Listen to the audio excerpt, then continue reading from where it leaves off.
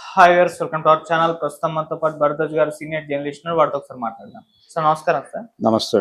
Sir Chilukuri Balaji temple ప్రధాన అర్చకులు రంగరాజన్ గారి పైన కొంతమంది 20 మంది వరకు కూడా మన రామరాజ్య సంస్థ వ్యవస్థాపకులు దాడి చేయడం అనేది ఇప్పుడు రాష్ట్ర వ్యాప్తంగా కూడా సంచలనంగా మారింది. పొలిటికలైజ్ తీసుకొని పొలిటికల్ గా కూడా అంటే ప్రభుత్వాన్ని విమర్శించే విధంగా కూడా చూస్తున్నాం. అసలు ఎవరు వీళ్ళు, ఎందుకు ఈ విధంగా దాడి చేశారు, మరి ఏం జరిగింది, మరి దీని గురించి మీరేం చెప్తారు? అంటే రామరాజ్యం అనే పేరుతో ఒక ఒక గ్యాంగ్ ఏర్పడింది. అంటే వీళ్ళ ప్రధాన ప్రతిపాదన ఏంటంటే మత పరిరక్షణ కోసం, హిందూ మత పరిరక్షణ కోసం ఉన్నటువంటి ఈ వ్యవస్థలు ఏవి కూడా పనిచేయవు.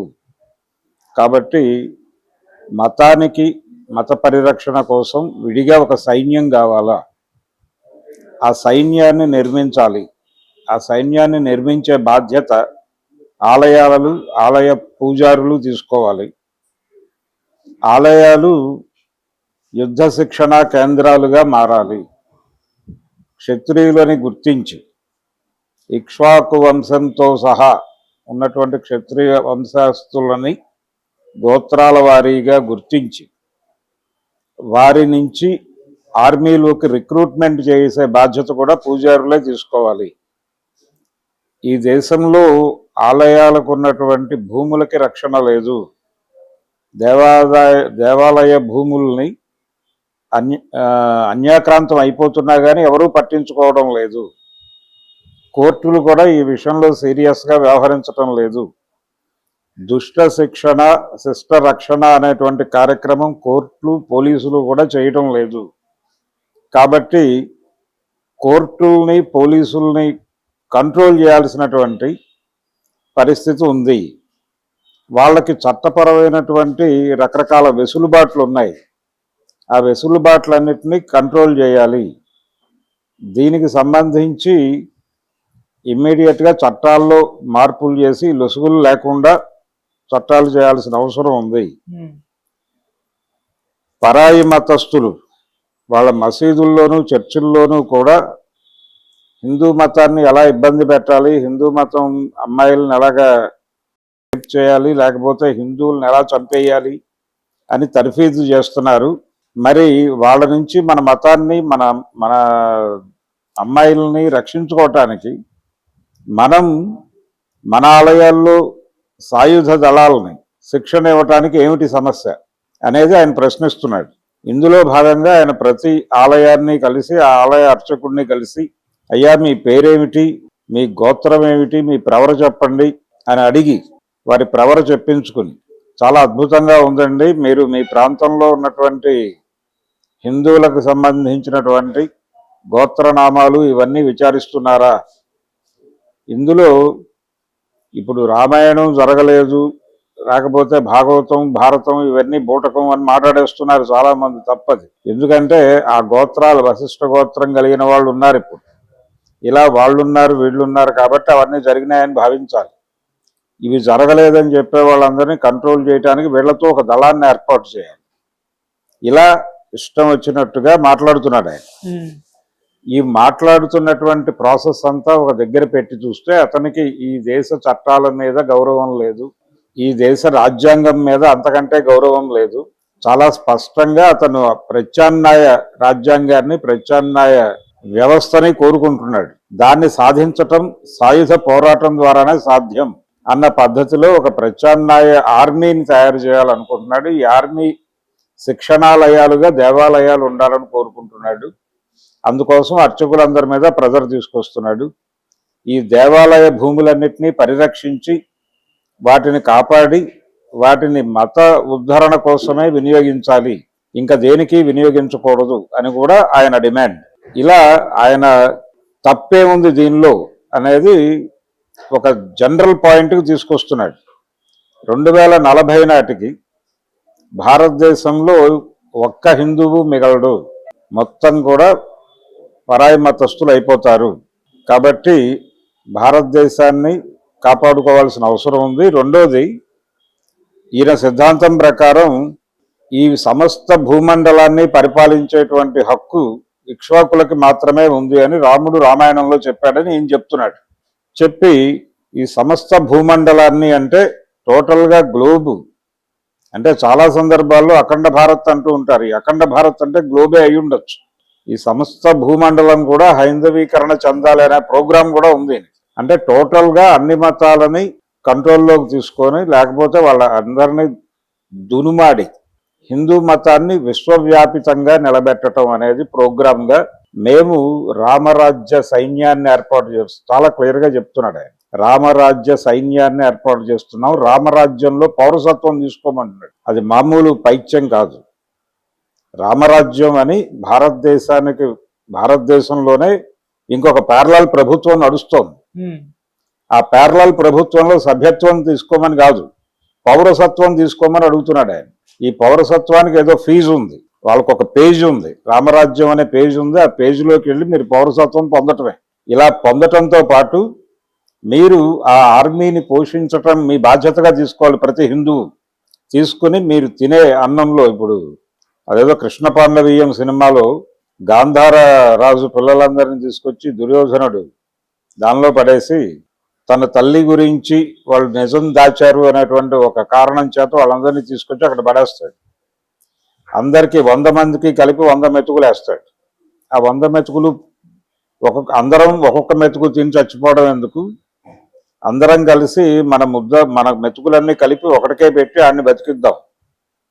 వాడు దుర్యోధనుడిని చంపేవాడిగా తయారవ్వాలనే ఒక ప్రోగ్రాంలో వాళ్ళు శకునిని తయారు చేస్తారు. అందరూ చచ్చిపోయి మిగిలినట్టు వీడేం చేస్తాడని చెప్పి వాడిని బయటకు తీస్తే తన దగ్గరే పెట్టుకుంటాడు దుర్యోధనుడు. తన కుయుక్తులతో అతని మరణం అతనే తెచ్చుకునేలాగా ఏర్పాటు చేశాడు అనేది శకుని క్యారెక్టర్ డిజైన్.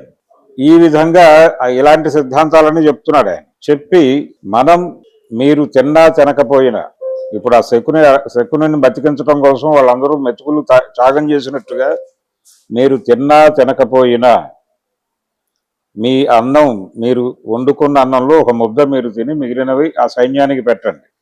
మీరు సంపాదించిన డబ్బుల్లో మేజర్ షేర్ దానికి ఇవ్వండి. అలా ఇవ్వటం ద్వారా మనం హిందూ మతానికి ఒక సైన్యాన్ని తయారు చేసుకుని మన మతాన్ని మనమే రక్షించేసుకుందాం, పరాయి మతాలని దునుమాడుదాం. ఇది ప్రోగ్రాం. సో భారతదేశంలో మతయుద్ధ ప్రేరేపణ చేయటంలో భాగంగా ఈయన చాలా ఆలయ అర్చకుల్ని కలిశాడు. బాపట్లలో ఉన్నటువంటి అర్చకుల్ని కలిశాడు, పిఠాపురంలో ఉన్నటువంటి అర్చకుల్ని కలిశాడు. అలాగే ఈ ధార్మిక సమావేశాలు జరిగే చోటుకి వెళ్ళి మైక్ అడుగుతాడు ఆయన. ఎవరు? ఈ రాఘవరెడ్డి అనేటువంటి ఆయన అక్కడ మైక్ అడిగి ఆ మైక్ తీసుకుని ఆయన ప్రవచనం చెప్తాడు. ఆ ప్రవచనం చెప్పేసి అలా వాళ్ళకి ఇదే ప్రోగ్రాం ఆయన. మేజర్గా ఒకటి, భారతదేశంలో హిందూ మత పరిరక్షణ కోసం చట్టాలు లేవు ప్రత్యేకంగా, కోర్టులు, పోలీసు వ్యవస్థ మనని కాపాడదు, మన భూముల్ని కాపాడదు, మనకి ఏ అన్యాయం జరిగినా వీళ్ళెవరూ న్యాయం చేయరు.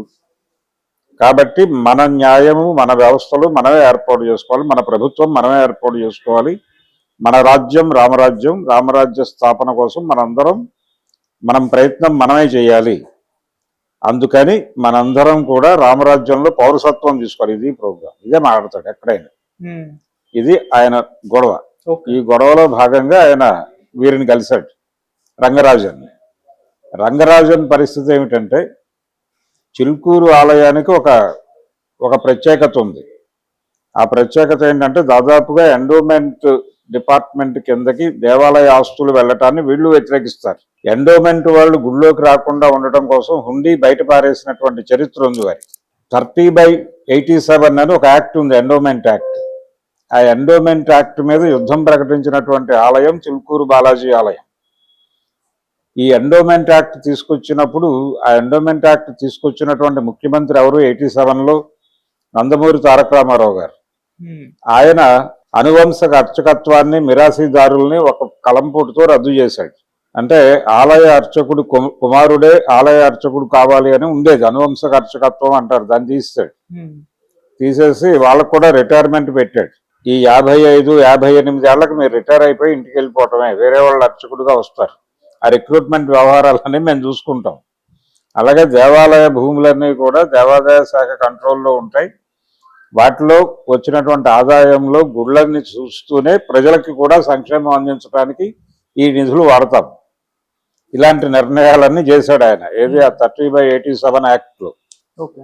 ఈ అనువంశక అర్చకత్వం రద్దు, మిరాసీదారులు రద్దు అంటే ప్రతి ఆలయానికి తిరుమల దేవస్థానానికి ఉన్నంత ఆదాయం ఉంటుందన్నట్టుగా ఈయన భావిస్తున్నాడని ఎవరు ఎన్టీ రామారావు భావిస్తూ ఇలాంటి చట్టాలు తీసుకొస్తున్నాడని ఆయన మీద ఆ రోజుల్లో అర్చక సంఘాలన్నీ కూడా విరుచుకుపడ్డాయి. విరుచుకుపడటంతో పాటు నాకు గుర్తుండి ఆ రోజుల్లో ఇక్కడ అలంపూర్లో నరసింహస్వామి గుళ్ళో భీమసేనాచారి అనేటువంటి ఒక పూజారి ఆయన ఈ ఎండోమెంట్ అదే ఈ 30/87 యాక్ట్కి నిరసనగా గర్భగుడిలోనే గంటకి ఉరేసుకుని చనిపోయాడు. అది చాలా సెన్సేషన్ ఆ రోజుల్లో. అలా దాని మీద వెంటనే దాన్ని విత్డ్రా చేయాలని చెప్పేసి పెద్ద ఎత్తున ఆందోళన చేశారు. ఆయన పట్టించుకోవాలి. వారి ధోరణిలో వారు కొనసాగటంతో వీళ్ళు కోర్టులను ఆశ్రయించారు. కోర్టుల్లో చాలా సుదీర్ఘంగా నడిచింది ఆ పోరాటం. ఈ లోపల రామారావు గారు వెళ్ళిపోయారు. అది కూడా ప్రస్తావిస్తున్నాడు ఈయన. ఎవరు? ఈ రాఘవరెడ్డి. ఎన్టీ రామారావు గారు అవన్నీ చేయబట్టే ఆయనకు అలాంటి మరణం సంప్రాప్తించింది అని కూడా ఒక వీడియోలో వారు ప్రవచించారు. ప్రవచిస్తూ అదే రామారావు గారి యాక్ట్కి వ్యతిరేకంగా యుద్ధం ప్రకటించినటువంటి చిలుకూరు బాలాజీ టెంపుల్ మీద ఈయన యుద్ధం ప్రకటించాడు. ప్రకటించి ఆయన డిమాండ్ ఏమిటి? నువ్వు ఇమ్మీడియట్గా రామరాజ్యంలో సభ్యత్వం తీసుకొని నీ ఆలయాన్ని సైన్యాన్ని తయారు చేయటానికి ఒక యుద్ధ రంగానికి తర్ఫీదు చేసేటువంటి యుద్ధ విద్యలు నేర్పే ఒక ఆలయంగా, ఒక శిక్షణాలయంగా, యుద్ధ విద్యల శిక్షణాలయంగా నీ ఆలయాన్ని మార్చేయి. నువ్వు ఈ ప్రాంతంలో ఉన్నటువంటి సుక్షత్రియులను గుర్తించు గోత్రనామాలతో. నీకు తెలుసా ఆ ప్రోగ్రాం ఉందా? ఇవన్నీ అడిగాడే దానిలో ఇంట్రాగేషన్ బయటకు వచ్చిన వీడియోలో. నీకు అసలు ఈ దృష్టి ఉందా? ఇక్ష్వాకు వంశస్థులు ఎవరో తెలుసా నీకు? మీ ఏరియాలో ఉన్నారా? కనిపెట్టావా? గోత్రనామాల ప్రకారం వెరిఫై చేస్తున్నావా? ఇదంతా పురోహితుడిగా నీ బాధ్యత, అర్చకుడిగా. ఆ బాధ్యత వదిలేసి ఇంకేదో మాట్లాడతావేంటి? నువ్వు కోర్టుల్లో కేసులు వేసానంటావేమిటి? కోర్టుల్లో దుర్మార్గంగా వ్యవహరిస్తాయని నీకు తెలీదా? కోర్టులు కాదు మనది ప్రత్యామ్నాయ వ్యవస్థ కదా. ప్రత్యామ్నాయ వ్యవస్థ నిర్మాణానికి నువ్వు సహకరించవేంటి అని ఆయన మీద చాలా సీరియస్గా దాడి చేసి కొట్టినంత పని చేశాడు. ఆయన కొట్టాడు కూడా. వాళ్ళ అబ్బాయిని కూడా కొట్టాడు. ఆయన కింద కూర్చుని ఉంటే మోకాళ్ళ మీద కుర్చీలో కూర్చుని గదమాయించాడు. దౌర్జన్యం చేశాడు. దీన్ని ఖండించాలా అంటే ఖండించాల్సిన అవసరం ఏం లేదు. అది మీరు ఇలాంటి ఆలోచన విధానాలని ఈ మధ్యకాలంలో వాంటెడ్గానే ప్రమోట్ చేస్తున్నారు. హిందూ మతం ప్రమాదంలో ఉంది అనే నినాదాన్ని జనంలోకి నాటడం ద్వారా ప్రభుత్వాలు ఏర్పాటు చేసి దాదాపు 15 ఏళ్లుగా పరిపాలన సాగిస్తున్నటువంటి పరిస్థితులు మనం చూస్తున్నాం. ఈ హిందూ మతం ప్రమాదంలో ఉంది అని చెప్పి హిందూ మతంలో ఉన్నటువంటి న్యూట్రల్స్ని తమ మతంలోకి తిరిగి, అంటే ప్రతి ఒక్క హిందువులోనూ పరాయి మతం మీద ద్వేషం పెరిగేలాగా, భయం పెరిగేలాగా చేయగలిగారు. ఎప్పుడైతే హిందూ మతం మెజారిటీ మతమే, కానీ హిందూ మతంలో ఉన్న మెజారిటీ హిందూ మతోన్మాదులు కాదు, కానీ మెజారిటీని హిందూ మతోన్మాదులుగా మార్చే ప్రయత్నం జరుగుతున్న సందర్భంలో ఈ దేశంలో ఉన్నటువంటి మైనారిటీల్లో భయం మొదలైంది. సో మేము ఎలా బతకాలి ఈ దేశంలో అని చెప్పి వాళ్ళు దారులు వెతుక్కోవడం మొదలుపెట్టారు. ఈ గందరగోళపు పరిస్థితి దాపురించడానికి కారణం ఈ ఆలోచనని ప్రమోట్ చేసినటువంటి సంఘ్ పరివార్ చేసినటువంటి ఆడినటువంటి వికృత క్రీడ తాలూకా విశ్వరూపమే ఈ రాఘవరెడ్డి మాత్రమే కాదు, ఇప్పుడు వందలాది యూట్యూబ్ ఛానల్స్ కావచ్చు, అనేక సైన్యాలు, ప్రతి ఒక్కరూ ఒక్కొక్క సైన్యమే అలా ఏర్పడిపోయి రోజు ఎవరో ఒకళ్ళని టార్గెట్ చేసి వాళ్ళ మీద దాడి చేయటం ప్రోగ్రామ్గా పెట్టుకుని బతుకుతున్నారు వీళ్ళందరూ నిరంతరం. మొన్న ఈ మధ్య ఎవరో యాంకర్ ఏదో పొరపాటున ఒక మాట అంటే రామలక్ష్మణులు కల్పిత పాత్రలు అన్న ఒక మాట అన్నందుకు గానీ ఆవిడ మీద జరిగిన దాడి చూసాం మనం. ఇలా ఎవరు ఏం మాట్లాడినా దాడి చేస్తారు. ఒక సినిమా రివ్యూలో ఇలాంటి సందర్భమే రామాయణంలో జరిగింది అని నేనంటే నా మీద కూడా దాడి జరిగింది. తంగలాన్ సినిమా. సో ఇలాంటి పరిస్థితులు ఉన్నాయి ఇప్పుడు. వీటి వికృత శిశువే అతను. ఇప్పుడు అది వాళ్ళ ఇంటర్నల్ వార్గా మారిపోయి ఇప్పుడు మనం స్ట్రెంగ్థన్ అవ్వాలి అనే ప్రోగ్రాంలో భాగంగా ప్రతి ఆలయాన్ని సైనికాలయంగా మార్చండి, సైనిక శిక్షణాలయంగా మార్చండి అనే దీనిలో ఉన్నాడు. ఇది పైకి కనిపిస్తున్నటువంటి గొడవ, కానీ దీని వెనకాల ఇంకో గొడవ ఉందనేది నా డౌట్. ఈ రాఘవరెడ్డి అనే అతను సెటిల్మెంట్లు చేస్తున్నాడు. సహారా ఇండియా గ్రూప్ వారి తాలూకా బాధితులు ఇతనికి అప్లికేషన్ పెట్టుకోవడం, ఆ డబ్బులు వెనక్కి ఇప్పిస్తాను నేనని చెప్పి ఒక డీల్ మాట్లాడుకుని అతను ఆ ప్రోగ్రాంలో ఉన్నాడు. కోర్టులకు వెళ్తే మీ సమస్యలు పరిష్కారం కావు, నా దగ్గరికి రండి నేను చూసుకుంటా, మన మతానికి సంబంధించి ఎవరైనా సరే నా దగ్గరికి రండి నేను చూసుకుంటా అన్న పద్ధతిలో పంచాయతీలు చేస్తున్నాడు అతను. ప్యారలల్ గవర్నమెంట్ రన్నింగ్, రామరాజ్యం రన్నింగ్. సో అందులో భాగంగానే నా అనుమానం నిజమైతే ఏదో రియల్ ఎస్టేట్ గొడవలో వచ్చాడు అతనికి. ఎక్కడికి? చిలుకూరు ప్రాంతంలో రియల్ ఎస్టేట్ విపరీతంగా జరుగుతున్నది మనకు తెలుసు. ఇతను రెడ్డి. అక్కడ దీనికి సంబంధించిన వ్యవహారం ఏదో ఉండి ఈయనని కంట్రోల్లో తీసుకోవడం అనే ప్రోగ్రాంలో భాగంగా కూడా ఆయన దింపు ఉండొచ్చు ఈ రాఘవరెడ్డిని. వీరి జనరల్ ప్రోగ్రాంలో భాగంగా కూడా ఈయన ఇన్వాల్వ్ అయి ఉండొచ్చు.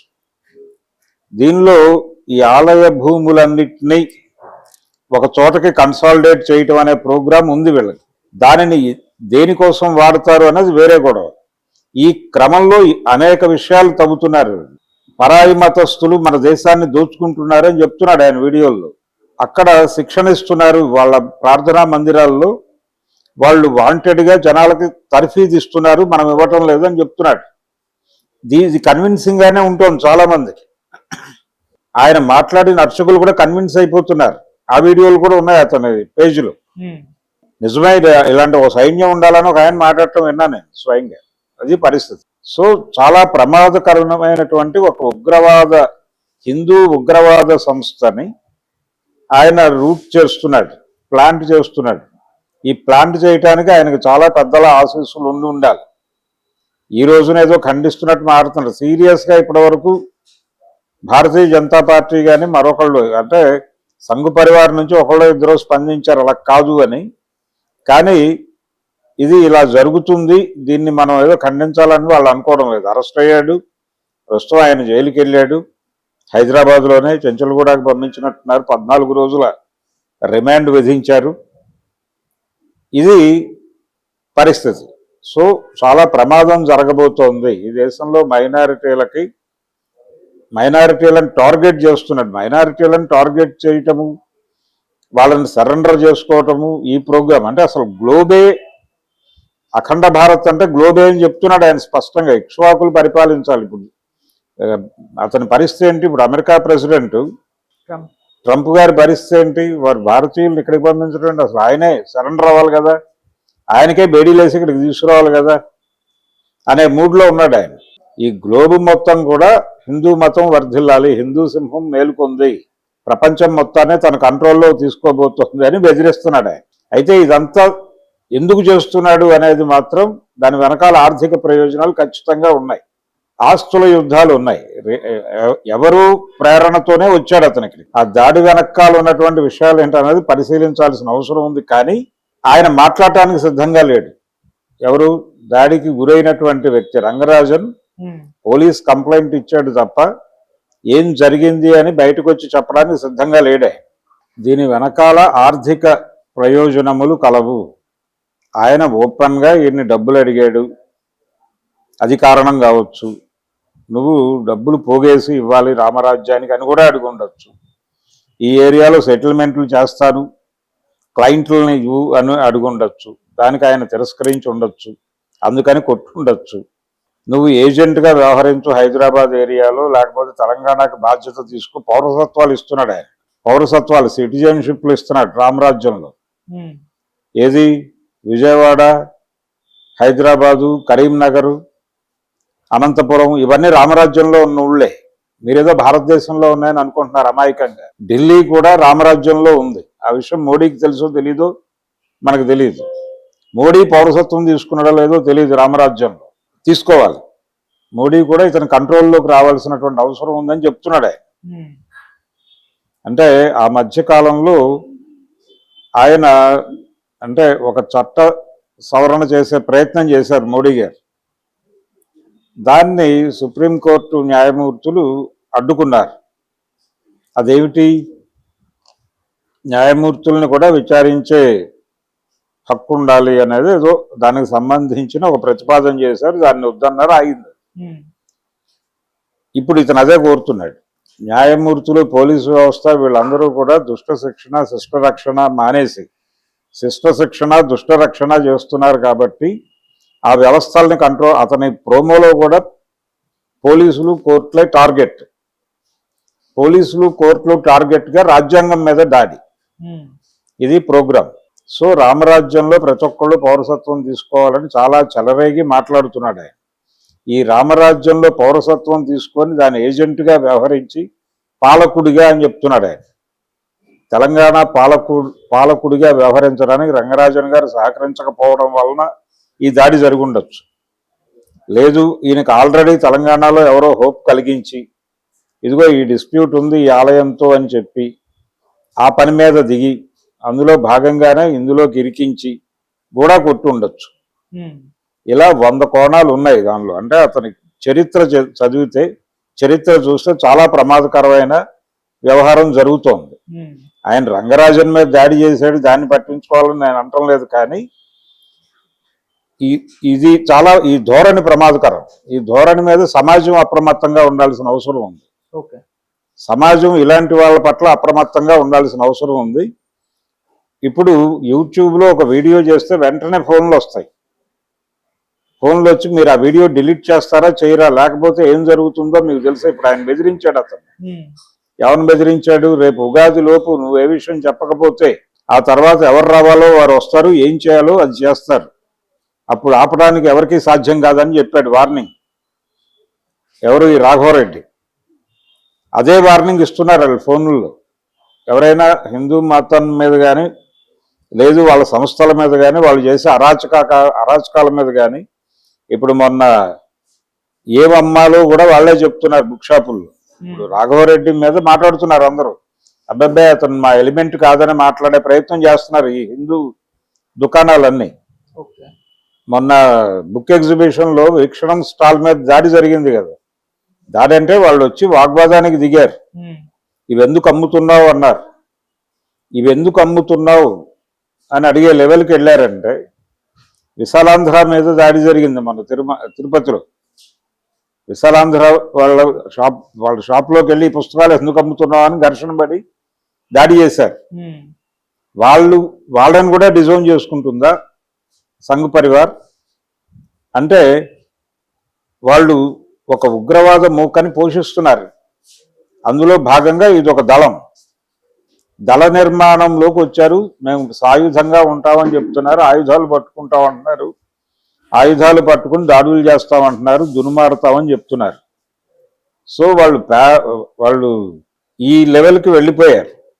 ఇది నేను అనుకోవటం అయితే పక్క మతాలని భయపెట్టడం. అంటే వీళ్ళు ఇచ్చినటువంటి ఒక ప్లాట్ఫామ్ మీద ఇలాంటి శక్తులు అనివార్యంగా పుట్టేస్తాయి. దీనికి నైతిక బాధ్యత వహించాలి వాళ్ళు. ఎవరైతే ఈ దేశంలో మెజారిటీ మతం ప్రమాదంలో ఉంది అని చెప్పడం ద్వారా అధికారం అనుభవిస్తున్నారో వాళ్ళు నైతిక బాధ్యత వహించాలి ఈ కార్యక్రమానికి. కాబట్టి ఇది ప్రజల్ని టెర్రరైజ్ చేసేటువంటి కార్యక్రమం. ఒకవైపేమో దేశం మొత్తాన్ని కార్పొరేట్లకు కట్టబెట్టేటువంటి ప్రయత్నం చేస్తున్న వాడేమో ఇతనికి విలన్గా కనిపించడు, ఇంకెవరెవరో విలన్లుగా కనిపిస్తారు. ఇక్కడ ఉన్నటువంటి ఈ చర్చిల్లో ఉండే పాస్టర్లు వీళ్ళకి విలన్లు. అదే మాట్లాడుతున్నాడు అతను. కాబట్టి ఇలాంటి వీళ్ళని ప్రోత్సహిస్తారు. అది ఈరోజు ఏదో అరెస్టు జరిగింది కానీ ప్రోత్సహిస్తారు. రంగరాజన్ గారు కూడా అతని మీద సీరియస్ ఎలిగేషన్లు పెట్టడానికి సిద్ధంగా లేడు.